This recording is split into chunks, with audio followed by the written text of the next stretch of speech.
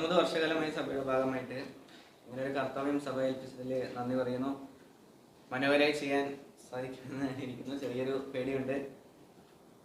ഇവിടെ ഇരിക്കുന്ന മുപ്പന്മാരെ പോലെ അത്ര വലിയ പ്രസംഗനൊന്നും ഇല്ല, ആദ്യമായിട്ടാണ്. അപ്പോൾ എല്ലാവരും വചനങ്ങൾ പറയുമ്പോൾ വായിച്ച് സഹായിക്കണമെന്ന് അറിയിക്കണം. ആരായാലും വായിച്ച് സഹായിക്കണമെന്ന് അറിയിക്കണം.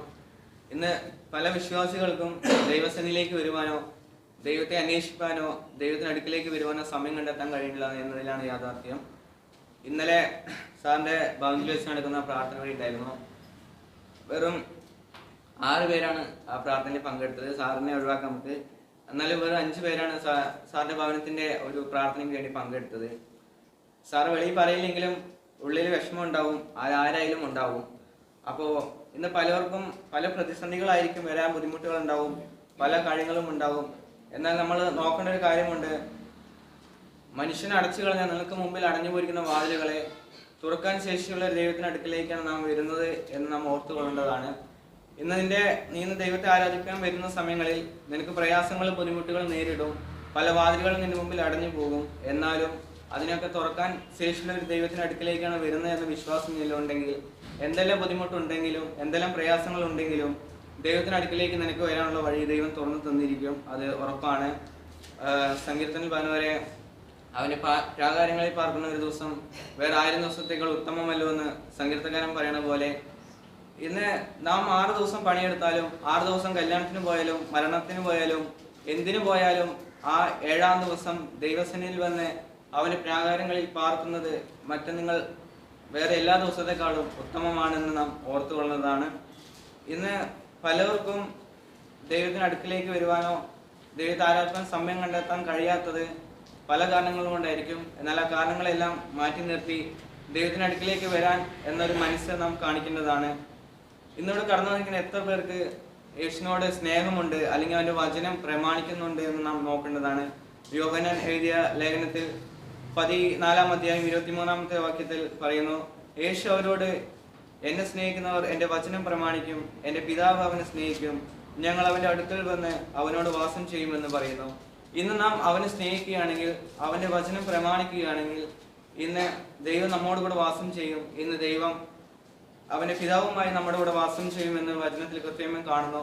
നിന്റെ രോഗകരമായാലും ബുദ്ധിമുട്ടുപരമായാലും എന്തുപരമായാലും ഇന്ന് ദൈവത്തിനെ സ്നേഹിക്കുകയാണെങ്കിൽ, ദൈവത്തിന് വചനം പ്രമാണിക്കുകയാണെങ്കിൽ, മറ്റാരും നിന്റെ കൂടെ ഇല്ലെങ്കിലും മറ്റെന്തും ഇല്ലെങ്കിലും ദൈവം നമ്മുടെ കൂടെ ഉണ്ടെങ്കിൽ ഒന്നും നമുക്ക് അസാധ്യമല്ല എന്ന് നമുക്ക് വചനത്തിൽ നിന്ന് കാണാൻ കഴിയും. പലതിൽ നിന്നും ഇന്ന് പലർക്കും ദൈവസന്നിധിയിലേക്ക് വരാൻ മടി കാണിക്കുന്നത് പലവരുടെയും പ്രാർത്ഥനകൾ ദൈവം കേൾക്കുന്നില്ല, ഒരു മറുപടിയും ലഭിക്കുന്നില്ല എന്ന പല കാരണങ്ങൾ കൊണ്ടുമാണ്. നമുക്ക് യെശയ്യാവ് 59:1 വായിക്കാം.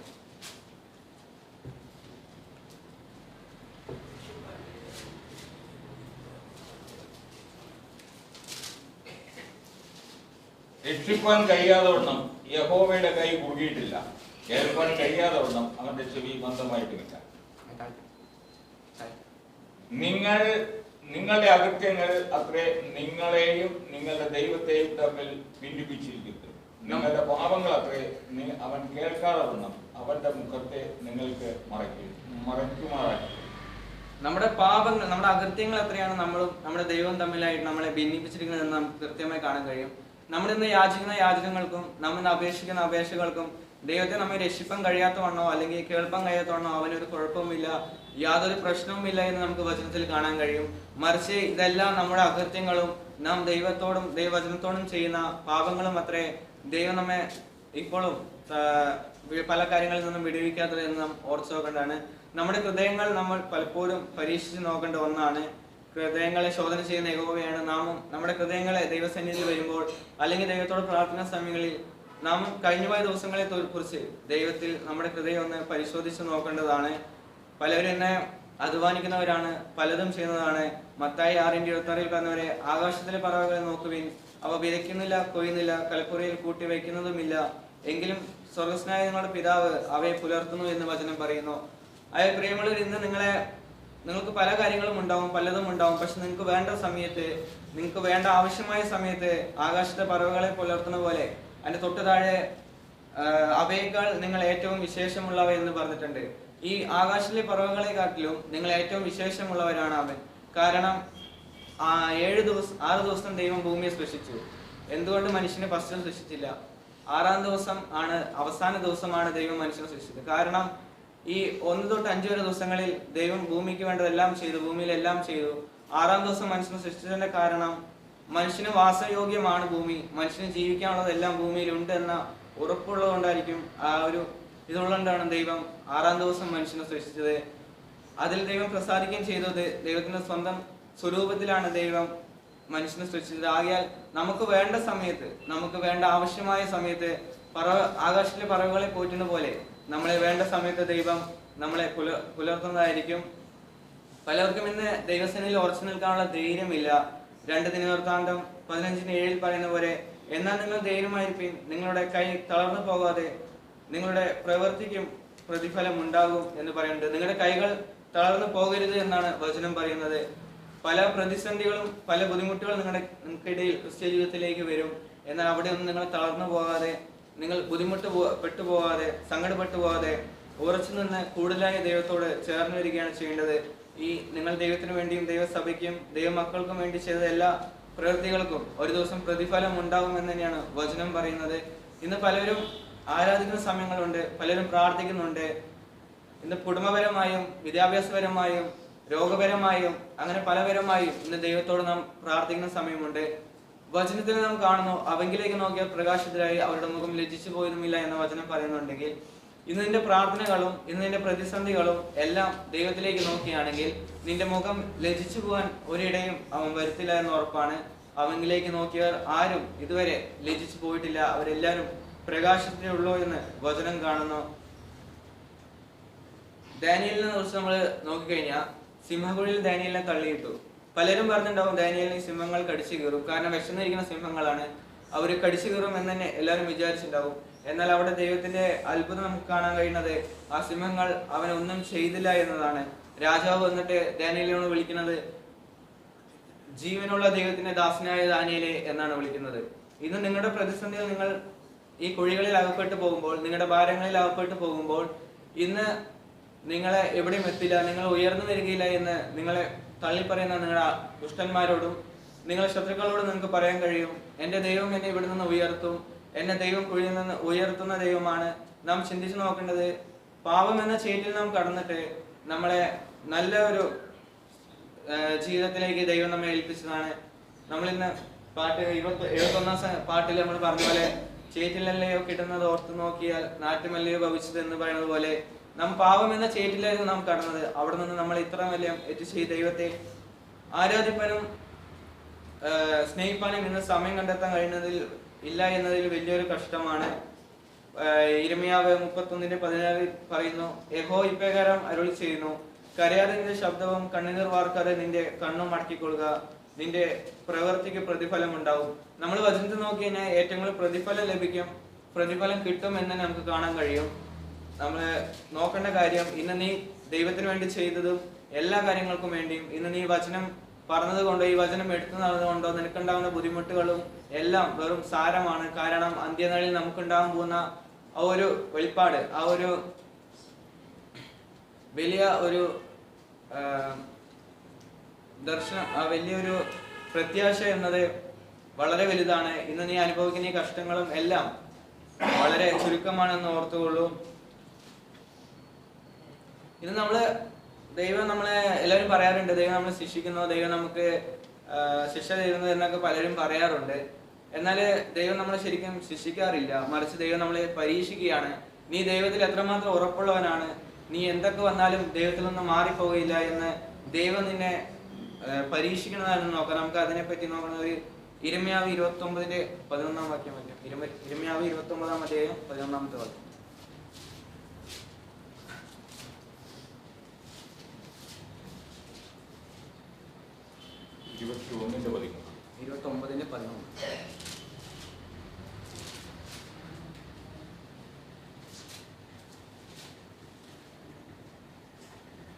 പ്രാർത്ഥന കേൾക്കും, നിങ്ങൾ എന്നെ അന്വേഷിക്കും, പൂർണ്ണ ഹൃദയത്തോടെ അന്വേഷിക്കുമ്പോൾ നിങ്ങൾ എന്നെ കണ്ടെത്തും. 29:1. യിരെമ്യാവ് 29:11. 29:11. നിങ്ങൾ പ്രത്യാശിക്കുന്ന ഭാവി ശുഭഭാവി വരുവാൻ തക്കവണ്ണം ഞാൻ നിങ്ങളെക്കുറിച്ച് നിരൂപിക്കുന്ന നിരൂപണങ്ങൾ ഇന്നവ എന്ന് ഞാൻ അറിയുന്നു. അവ തിന്മയ്ക്കല്ല നന്മയ്ക്കായുള്ളവയത്, നന്മയ്ക്കത്രേയുള്ളൂ നിരൂപണങ്ങൾ എന്ന് യഹോവയുടെ അരുളപ്പാട്. കാണാൻ കഴിയുന്നത് ഇന്ന് നമുക്ക് ഈ വരുന്ന പ്രത്യാശകളെ ഈ എല്ലാ കാര്യങ്ങളും ദൈവത്തിന് നമുക്കറിയാം. നമ്മുടെ ജീവിതത്തിൽ നടക്കാൻ പോകുന്ന കാര്യങ്ങളും നടക്കാൻ പാടാത്ത കാര്യങ്ങളും എല്ലാം ദൈവത്തിന് നമ്മളെ കുറിച്ച് അറിയണമെന്ന കാര്യങ്ങളാണ്. ഇന്ന് നമ്മുടെ ജീവിതത്തിൽ നടക്കുന്ന ഈ പ്രയാസങ്ങളും ഈ ബുദ്ധിമുട്ടുകളെല്ലാം ദൈവം അറിയണം. മറിച്ച് ഇവയെല്ലാം തിന്മയ്ക്കായിട്ടല്ല നന്മയ്ക്ക് എത്രയാണ് എന്ന് വചനം പറയുന്നത്. ഇന്ന് നീ അനുഭവിക്കുന്ന ഈ ദുഃഖവും രോഗവും ബുദ്ധിമുട്ടും എല്ലാം ദൈവം നിനക്ക് തരുന്ന ചെറിയ ചെറിയ പരീക്ഷണങ്ങളാണ്. ഇതിൽ നിന്ന് വിജയിക്കുകയാണ് ഒരു ദൈവഭക്തൻ ചെയ്യേണ്ട ഏറ്റവും വലിയ കാര്യം എന്ന് പറയുന്നത്. ഇന്ന് നിങ്ങൾ ആരും ദൈവസേനയിൽ ഇടറി പോകാതെ ദൈവത്തോട് കൂടുതലായി കയറി വരണം. നമുക്കൊരു കഥ നോക്കി കഴിഞ്ഞാൽ മത്തായി സുവിശേഷത്തിന്റെ 15-ാം അധ്യായത്തിൽ ഒരു കഥയുണ്ട്. 21 മത്തായി 15:21. യേശു അവിടം വിട്ട് സോർ സീദോൻ എന്ന പ്രദേശങ്ങളിലേക്ക് വാങ്ങിപ്പോയി. ആ പ്രദേശത്ത് നിന്ന് ഒരു കനാന്യ സ്ത്രീ വന്ന് അവനോട്, കർത്താവേ, ദാവീദ് പുത്ര, എന്നോട് കരുണ തോന്നണമേ, എന്റെ മകൾക്ക് ഭൂതോപദ്രവം കഠിനമായിരിക്കുന്നു എന്ന് നിലവിളിച്ച് പറഞ്ഞു.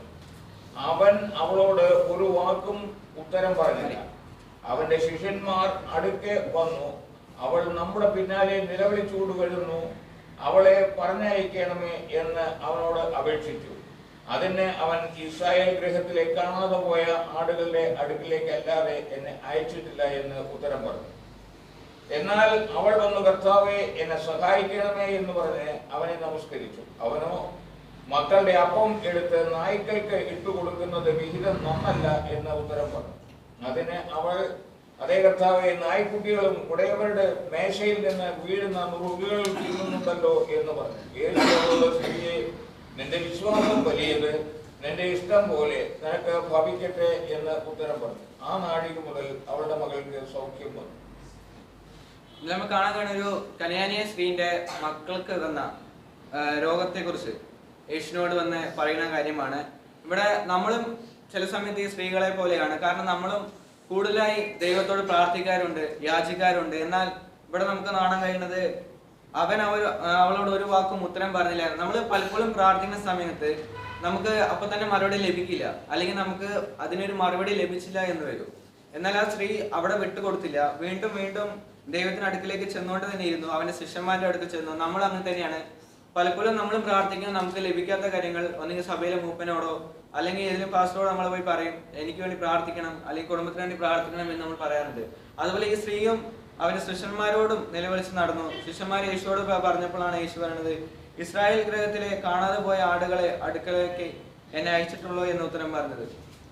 ഇന്ന് നാം ചിന്തിക്കും, ചിലപ്പോൾ ഉദാഹരണമായിട്ട് ഇന്ന് നമുക്കൊരു രോഗം വന്നു. ആ രോഗത്തിന് വേണ്ടി നമ്മൾ ചിലപ്പോൾ മാസങ്ങളോളോ വർഷങ്ങളോളം നമ്മൾ പ്രാർത്ഥിക്കും. ചിലപ്പോൾ ഒരു വിടുതലും ലഭിക്കില്ല. എന്നാൽ നമ്മുടെ തൊട്ടപ്പുറത്തിരിക്കുന്ന ആൾക്ക് ഇതേ രോഗം വന്നാൽ ചിലപ്പോൾ ഒരാഴ്ച കൊണ്ട് ആൾക്ക് ആ രോഗം മാറും. ചിലപ്പോൾ നമുക്ക് അവിടെ അത് ലഭിച്ചില്ല എന്ന് വരും. അപ്പോൾ നമുക്ക് തൊട്ട് താഴെ കാണുന്നത് ഒരു ഉടമയും നായ്ക്കുട്ടിനെ കുറിച്ച് പറയേണ്ടതിന് താഴെ.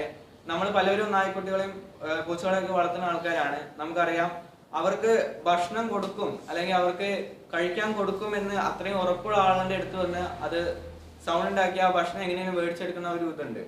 അപ്പോൾ എത്ര നമ്മൾ ബാക്കിയുള്ളവർ എത്ര ഓടിച്ചു വിട്ടാലും ആ നായ്ക്കുട്ടിയോ അല്ലെങ്കിൽ ആ പൂച്ചയോ നമ്മുടെ അടുത്തിലേക്ക് ഇങ്ങനെ വന്നുകൊണ്ടിരിക്കും ഭക്ഷണത്തിനായി. എന്ന് പറഞ്ഞ പോലെയാണ് ഈ സ്ത്രീയെ ദൈവം ഒരു ഉത്തരം പറയാതെ ഇങ്ങനെ മാറ്റി മാറ്റി നിർത്തിയിട്ട് ഈ സ്ത്രീ വീണ്ടും ദൈവത്തിന് അടുക്കിലേക്ക്, യേശുവിന്റെ അടുക്കിലേക്ക് വരുന്നത് നമുക്ക് കാണാൻ കഴിയും. നിലവിളിച്ചുകൊണ്ട് വരുന്നത് കാണാൻ കഴിയും. ഇന്ന് നാമും അതുപോലെ തന്നെ ആയിരിക്കണം. നമ്മളും പല പ്രതിസന്ധികളും ഉത്തരം കിട്ടാതെ വരുന്ന അവസരങ്ങളിൽ നമ്മൾ തിരിഞ്ഞു പോകാതെ ദൈവത്തോട് അടുക്കിലേക്ക് കൂടുതലായി വരുവാൻ നാം ശ്രമിക്കണം. അതിന് 27-ാം വാക്യത്തിൽ പറഞ്ഞു, അതിന് അവൾ, അതേ കർത്താവേ, നായ്ക്കുട്ടികളും ഉടമയുടെ മേശയിൽ നിന്ന് വീഴുന്ന നുറുക്കുകൾ തിന്നിട്ടുണ്ടല്ലോ എന്ന് പറഞ്ഞു. അത് നമ്മളിപ്പോൾ കാണാൻ കണ്ടത് ആ നായിന്റെ കാര്യമാണ്. ഉടമസ്ഥൻ കൊടുക്കുന്ന ആ ഒരു ഇത് അവന്റെ ഉടമസ്ഥൻ കൊടുക്കുന്ന ആ ഒരു നുറുക്കുകൾ തിന്നുവാൻ വേണ്ടി ആ നായ് ഉടമസ്ഥനെ നോക്കിക്കൊണ്ടിരിക്കുന്നു. നാം ഇന്ന് അങ്ങനെ തന്നെയാണ്. നമ്മുടെ പ്രാർത്ഥനകൾക്ക് മറുപടി ലഭിക്കാൻ വേണ്ടി, അല്ലെങ്കിൽ നമ്മുടെ യാചനകൾക്ക് മറുപടി ലഭിക്കാൻ വേണ്ടി നമ്മൾ ഉടമസ്ഥനെ, നമ്മുടെ യേശു ക്രിസ്തുവിനെ നമ്മളിങ്ങനെ എല്ലാ ദിവസവും നോക്കിക്കൊണ്ടിരിക്കുന്ന സമയമാണ്. എന്നാൽ ഇതെല്ലാം കഴിഞ്ഞ് യേശു അവളോട് പറഞ്ഞു, സ്ത്രീയെ, നിന്റെ വിശ്വാസം വലുത്, നിന്റെ ഇഷ്ടം പോലെ നിനക്ക് ഭവിക്കട്ടെ എന്ന് ഉത്തരം പറഞ്ഞ് ആ നാഴികയിൽ അവളുടെ മക്കൾക്ക് സൗഖ്യം വന്നു എന്ന് പറയുന്നത്. ആ സ്ത്രീ വിട്ടുകൊടുക്കാതെ വീണ്ടും വീണ്ടും ദൈവസന്നിധിയിൽ പ്രാർത്ഥിച്ചുകൊണ്ടേയിരുന്നു, ദൈവത്തിന്റെ അടുക്കിലേക്ക് വന്നുകൊണ്ടേയിരുന്നു. നമ്മുടെ ക്രിസ്ത്യ ജീവിതം അങ്ങനെ ആയിരിക്കണം. കാരണം ഇതിന്റെ അവസാനം സ്ത്രീക്കിന്റെ മക്കൾക്ക് സൗഖ്യം എന്നെ കാണുന്നു. നിങ്ങൾ ഇന്ന് വിശ്വാസത്തിൽ വലിയതായി തോന്നിയാൽ, നിന്റെ വിശ്വാസം ഇന്ന് വലുതായി ദൈവത്തിന് തോന്നിയാൽ, ഇഷ്ടപ്പെട്ടാൽ, ആ നാഴികയിൽ തന്നെ വലുതായി ഒന്ന് സംഭവിക്കും. നമുക്ക് യോഹന്നാൻ എഴുതിയ സുവിശേഷം 11-ാം അധ്യായത്തിന് 40-ാമത്തെ 11-ാം അധ്യായം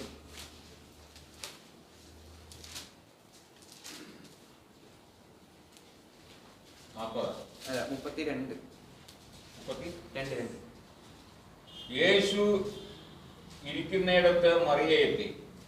അവനെ കണ്ടിട്ട് അവന്റെ കാൽക്കൽ വീണു, കർത്താവേ, നീ ഇവിടെ ഉണ്ടായിരുന്നു എങ്കിൽ എന്റെ സഹോദരൻ മരിക്കുകയില്ലായിരുന്നു എന്ന് പറഞ്ഞു. അവൾ കരയുന്നതും അവളോട് കൂടെ വന്ന യഹൂദന്മാർ കരയുന്നതും യേശു കണ്ടിട്ട് ഉള്ളം കൊണ്ട് കലങ്ങി. മറിയനെ കുറിച്ചാണ് നമുക്ക് കാണാൻ കഴിയുന്നത്. കാരണം ഇവിടെ ലാസർ എന്ന അവന്റെ സഹോദരൻ മരണപ്പെട്ടിട്ട് ഏകദേശം 4 ദിവസത്തോളമായി. യേശുവിടെ വരുമ്പോഴാണ് മറിയ ഇങ്ങനെ പറയുന്നത്, നീ ഉണ്ടായിരുന്നെങ്കിൽ എന്റെ സഹോദരൻ മരിക്കുകയില്ലായിരുന്നു എന്ന് പറയുന്നത്. ഇവിടെ നമുക്ക് കാണാൻ കഴിയുന്നത്, ഇവിടെ ഇപ്പൊ ഈ മറിയ പറഞ്ഞ സമയത്ത്, ഈ രോഗം പിടിച്ചു കിടക്കുന്ന സമയത്ത് യേശു ക്രിസ്തു വരികയാണെങ്കിൽ അവിടെ മറിച്ചൊരു രോഗ സൗഖ്യം മാത്രമേ ലഭിക്കൂ.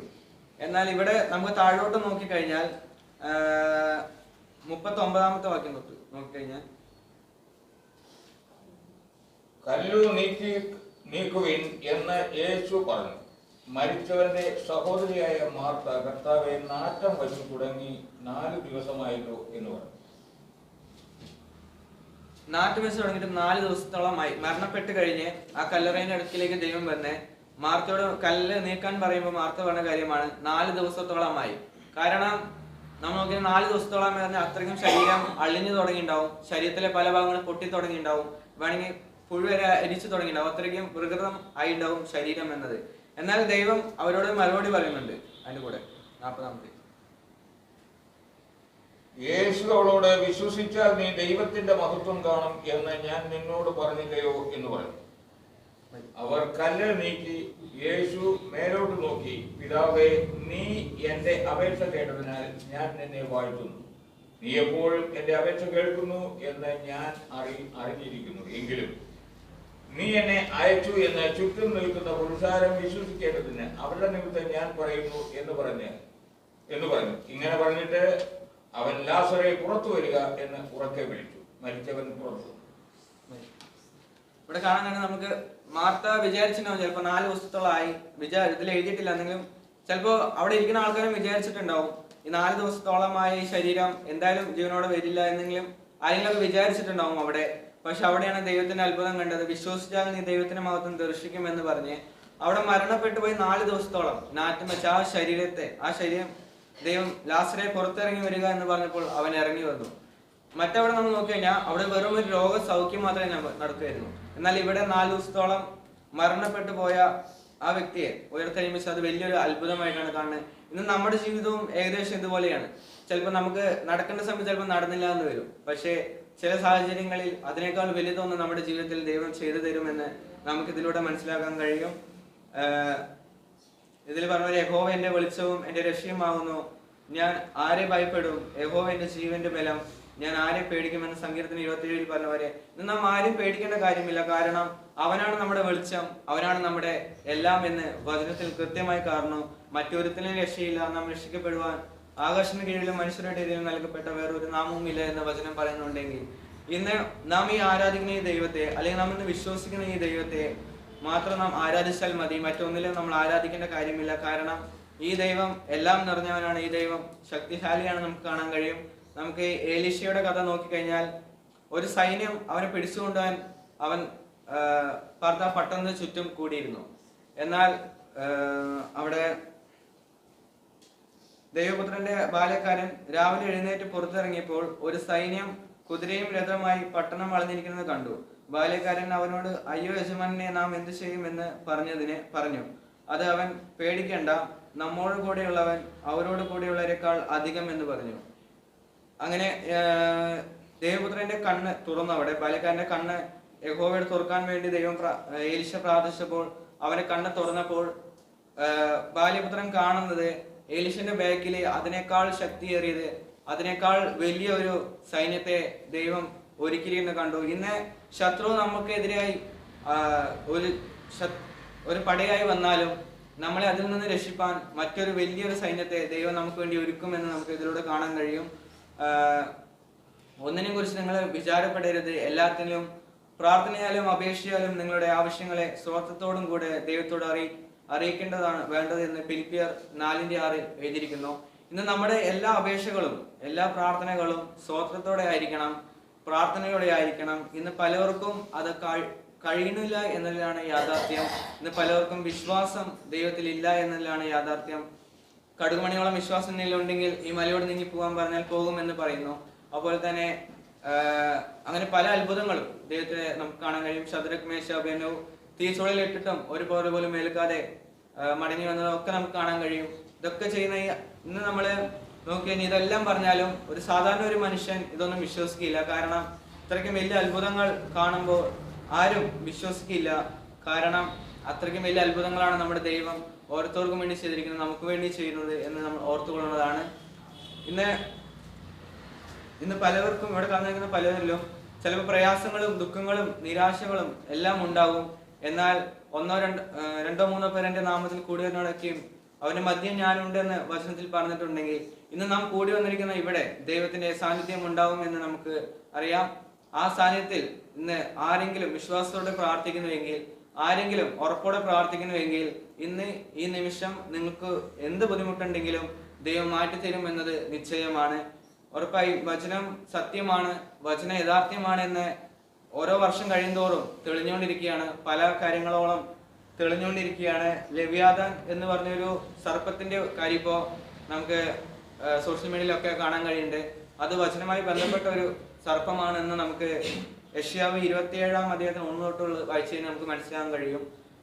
കാരണം അങ്ങനെ പല കാര്യങ്ങളും വചനത്തിൽ നിന്ന് ഉണ്ടായതാണ്. വചനം സത്യമാണെന്നും തെളിഞ്ഞുകൊണ്ടിരിക്കുകയാണ്. ആയാൽ നിങ്ങൾ പലവരും ഇന്ന് ദൈവത്തിന്റെ ആദ്യ സ്നേഹം വിട്ടുകളഞ്ഞിരിക്കുന്നവരാണ്. വെളിപ്പാടിന്റെ 2-ാം അധ്യായത്തിന് 4-ാമത്തെ വാക്യം നമുക്ക് കാണാൻ കഴിയും. ഞാൻ അറിയുന്നെങ്കിലും നിന്റെ ആദ്യ സ്നേഹം വിട്ടുകളഞ്ഞു എന്നൊരു കുറ്റം നിന്നെ കുറിച്ച് പറയാനുണ്ട്. നാം എല്ലാവരും ദൈവത്തിന്റെ ആദ്യ സ്നേഹം, ദൈവം നമുക്ക് തന്ന ആദ്യ സ്നേഹം, നമ്മൾ ദൈവത്തിന് കൊടുത്ത ആ ഒരു ആദ്യ സ്നേഹം ഇന്ന് പലവരും ദൈവസേനയിൽ വിട്ടുകളഞ്ഞു എന്നതിലാണ്. നമുക്ക് വേണ്ടി ക്രൂശിൽ മരിച്ച് തന്റെ അവസാനത്തുള്ളിൽ രക്തം വരെ ചൊരിഞ്ഞ നമ്മുടെ ദൈവം നമുക്ക് തന്ന എല്ലാ കാര്യങ്ങളും, വീടായിക്കോട്ടെ, വസ്ത്രമായിക്കോട്ടെ, പാർപ്പിടമായിക്കോട്ടെ, സമ്പത്തായിക്കോട്ടെ, തലമുറയായിക്കോട്ടെ, കുടുംബമായിക്കോട്ടെ, എല്ലാപരമായി ദൈവം നമ്മളെ പുലർത്തി. എന്നാൽ ആ തന്ന ആദ്യം നമ്മൾ തിരിച്ചു ദൈവം നമുക്ക് തിരിച്ചു തന്നു. എന്നാൽ അതിനു ശേഷം മറ്റാരും ദൈവത്തെ സ്നേഹിക്കുന്നില്ല, ദൈവത്തിന്റെ അടുക്കിലേക്ക് വരുന്നില്ല, ദൈവത്തിന് ഒന്നും കൊടുക്കണില്ല എന്നെല്ലാം നമുക്ക് കാണാൻ കഴിയുന്നത്. ഇതിൽ പറയുന്നത് നിന്റെ ആദ്യ സ്നേഹം വിട്ടുകളഞ്ഞു എന്ന് ഒരു കുറ്റം നിന്നെ കുറിച്ച് പറയുവാനുണ്ട്. നീ ഏതിൽ നിന്ന് വീണിരിക്കുന്നു എന്ന് ഓർത്ത് മാനസാന്തരപ്പെട്ട് ആദ്യത്തെ പ്രവൃത്തി ചെയ്യുക എന്ന് പറയുന്നു. നീ എവിടെ നിന്ന് ഉളവായി, നീ എവിടെ നിന്ന് വീണിരിക്കുന്നു എന്ന് ഓർക്കണം. നാം ഇന്ന് ഇരിക്കുന്ന എല്ലാവരും എവിടെ നിന്ന് നാം വന്നിരിക്കുന്നു, നാം ആരാണ് നമ്മെ ഇവിടെ വരെ എത്തിച്ചിരിക്കുന്നത് എന്ന ബോധത്തോടെ ഇരിക്കുക എന്ന് അറിയിച്ചു കൊള്ളുന്നു എന്നതിനെ. അതുകൊണ്ട് എല്ലാവരും ഇതുവരെ മാനസാന്തരപ്പെട്ട് ദൈവത്തിൽ ചേരാത്തവരും ദൈവത്തിന് അടുക്കൽ വരാത്തവരും ഉണ്ടെങ്കിൽ ഇപ്പോൾ തന്നെ മാനസാന്തരപ്പെട്ട് ആദ്യ പ്രവൃത്തി ചെയ്യുക എന്ന് വചനത്തിൽ നമുക്ക് കാണാൻ കഴിയുന്നുണ്ട്. അങ്ങനെ പലതിലും നമ്മള് വെളിപ്പാടിൽ തന്നെ 3-ാമത്തെ അധ്യായത്തിൽ കാണാൻ കഴിയുന്നു. നീ ഉറങ്ങിയാൽ ഞാൻ കള്ളനെ പോലെ വരും, ഏത് നാഴികയിൽ നിന്റെ മേൽ വരും എന്ന് നിനക്ക് അറിയില്ല എന്ന് പറഞ്ഞു. നമുക്ക് കർത്താവ് എപ്പോൾ വരും, കർത്താവ് എപ്പോൾ വരും എന്ന് നമുക്കൊരു ഇതുമില്ല. വചനത്തിൽ നമുക്ക് കാണാൻ കഴിയുന്നത് കള്ളനെ പോലെ വരും എന്നാണ്. ഏത് നിമിഷം വരും എന്ന് എവിടെയും എഴുതിയിട്ടില്ല. അതുകൊണ്ട് എല്ലാവരും ഉണർന്നിരിക്കണം എന്ന് പറയുന്നു. എല്ലാവരും യോനെ പോലെ കപ്പലിൽ കടന്ന് ഉറങ്ങുന്നവരാകരുത്, മറിച്ച് ഉറക്കം എഴുന്നേറ്റ് നിന്റെ ദൈവത്തെ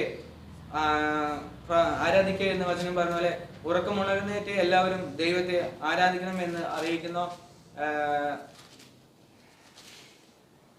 ഞാൻ എൻ്റെ വാക്കുകളെ അവസാനിപ്പിക്കാൻ പോകുന്നു. എല്ലാവരും ദൈവസന്നിധിയിൽ ഉറക്കമുണരായി ദൈവത്തോട് പ്രാർത്ഥനയാലും അപേക്ഷയാലും എല്ലാവരും ആയിരിക്കുക. എല്ലാവരും നന്മ ചെയ്യുന്നതിൽ ശുഷ്കാന്തിയുള്ളവരായിരിക്കണം എന്ന് അറിയിക്കുന്നു. പല സമ്പത്തുകളും നിനക്ക് ലഭിക്കും, പലതും കെട്ടിപ്പൊക്കിയാലും നീ ദൈവസഭയ്ക്കും ദൈവമക്കൾക്കും യാതൊന്നും നൽകിയില്ലെങ്കിൽ അത് വലിയൊരു ഇതായിരിക്കും. നീ നന്മ ചെയ്യുന്നതിൽ 1 പത്രോസ് 3:13 നിങ്ങൾ നന്മ ചെയ്യുന്നതിൽ ശുഷ്കാന്തിയുള്ളവരാകുന്നു എങ്കിൽ നിങ്ങൾക്ക് ദോഷം ചെയ്യുന്നവൻ ആർ എന്നാണ് ചോദിക്കുന്നത്. നന്മ ചെയ്യുന്നതിൽ ശുഷ്കാന്തിയുള്ളവരാണെങ്കിൽ നിങ്ങൾക്ക് ആരും ദോഷം ചെയ്യില്ല. ആകയാൽ എല്ലാവരും നന്മ ചെയ്യുക. യുഗത്തിലേക്ക് നാം ഒന്നും കൊണ്ടുവന്നിട്ടില്ല എന്നതും ഓർത്തുകൊള്ളുക. ഇവിടുന്ന് പോകുമ്പോൾ യാതൊന്നും കൊണ്ടുപോയില്ല എന്നും ഓർത്തുകൊള്ളുക. എല്ലാവരും ആകുന്ന സമയത്ത് സഭയ്ക്കും സഭയിലെ വിശ്വാസികൾക്കും ദൈവത്തിനും നിങ്ങൾക്ക് അറിഞ്ഞ് വലിയതൊന്ന് കൊടുക്കുക. ദൈവം നിങ്ങൾക്കും വലുതൊന്ന് ചെയ്യുമെന്ന് അറിയിക്കുന്നു. ഈ വാക്കുകൾ ഞാൻ